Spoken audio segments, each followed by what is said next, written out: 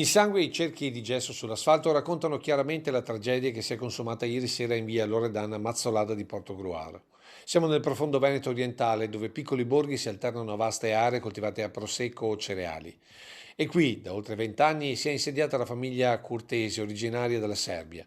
Il recupero metalli, la professione dichiarata e la serie di auto, ma soprattutto le carcasse presenti un po' dappertutto, denotano una vita difficile ai margini della città, in una via dove non c'è nemmeno l'illuminazione pubblica.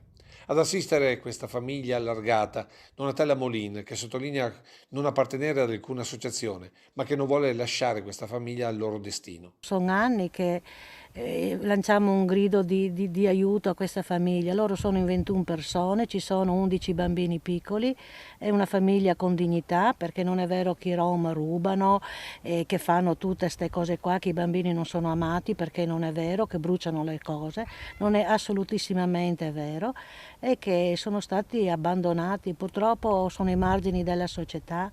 A me dispiace tantissimo per la mamma che è in attesa del terzo bimbo, ed è un dolore come tutte quante le mamme e le nonne quando perdono un bambino. Ovviamente affranti oggi. La mamma è una creatura, ha 18 anni, è una farfalla da tanto esile, si figuri perdere un figlio, guardi che il dolore è uguale per tutte le persone, non è perché uno è rom, perché uno è sinto, assolutissimamente no, come il pregare, loro pregano all'anno i loro periodi come noi andiamo in chiesa, e il dolore di una mamma è enorme. Donatella non si esprime sulla dinamica della disgrazia perché tutti ora pensano solo ai funerali.